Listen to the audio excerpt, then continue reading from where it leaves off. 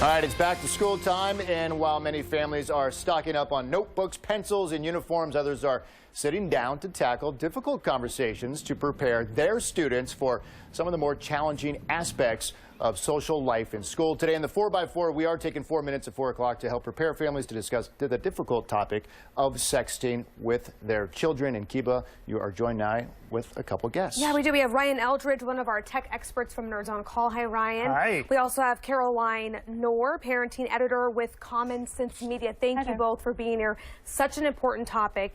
Now, guys, we throw out the word sext a lot, but some parents might not understand exactly what that means. What are we talking about, Ryan? We talk about sexting. Well, you're looking at sexually explicit material, photos, texts, things like that that are sent usually through email, text message, or cell phone apps, things like that. That's usually what sexting is referred to.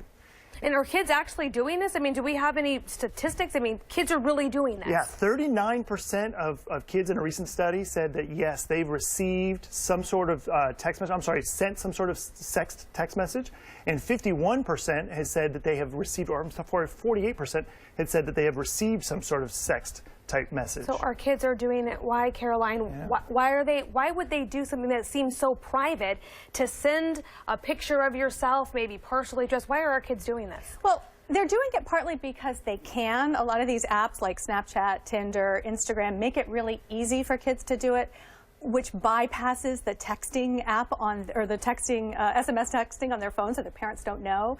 We're not living in a society with great celebrity role models, around sexting. So we see a lot of, like celebrities are sexting, so kids see it. We're living in an always-on type of culture, and kids are really comfortable documenting their lives online. But what are they risking by doing it that they might not realize? Right.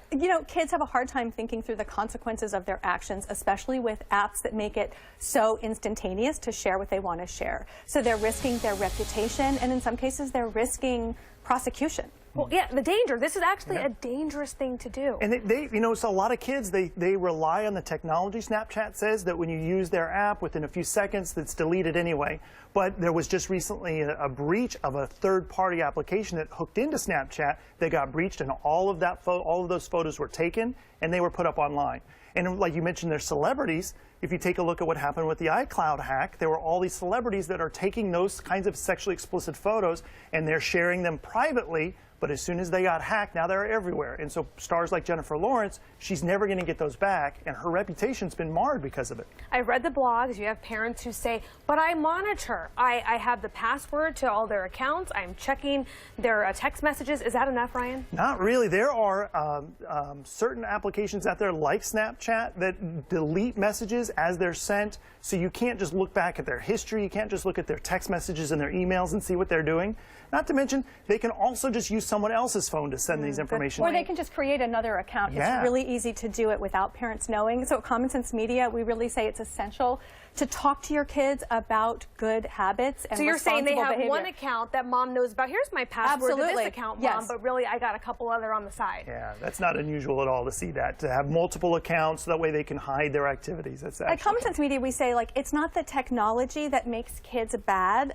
It's really parents' responsibility to talk to kids about using the technology responsibly and respectfully. Let's go through some of that. You have some tips for us. What can parents do? We're starting school now, new friends, maybe we're in the 8th grade now. What do you do? Yeah, we say you got to have the sext talk. You have to talk to your kids about the risks, the dangers, and the importance of not sharing something. If someone says, oh, send me a pic, that person does not have your best interest at heart. So we say, that's not a friend. So you say accept reality. You need to accept that your kids are on these. They're digital natives. They're very comfortable sharing their lives. So you have to accept that first. So don't try and shame them or judge them or say, I'm going to cut it all off because, as you mentioned, they can do it themselves. So, we have to just talk them through it. Okay. We have to guide them through it. We have to offer good, we have to role model good digital citizenship ourselves. What about explaining the risk? If you do this, Johnny, this is what could happen, or Sarah. And 51% of females in school are saying that they've been pressured by boys to do these kinds of messages. And so if you get into a social group where they're getting pressure not only from the boys to be cool and send out these things, but also their friends are doing it, and if they saw someone else in the household doing it or sending sexually explicit messages, they might think it's okay and that's normal. Well, they don't think about the consequences of this stuff living online forever. A few more tips. Stay current. Know what's out there. Know the latest app. Yeah, have your kids share their social media with you. So, okay, you know, you don't have to follow them, you don't have to friend them, but have them share, you know, what they're doing on there. Share yours with them so they can see what you're doing. So they can see, like, this is part of our lives, it's fun.